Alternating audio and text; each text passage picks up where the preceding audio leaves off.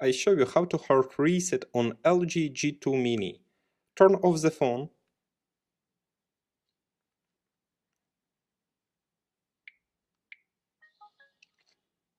Next, press and hold the power button and volume down key for a few seconds. Release and press again the power key when the LG logo appears. Use volume key and power button to select yes.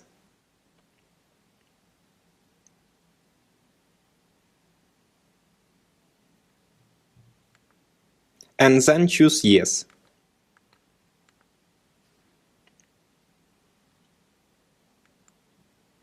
Your device will now restart. Successfully, the hard reset is completed now. Subscribe to our YouTube channel and rate the video.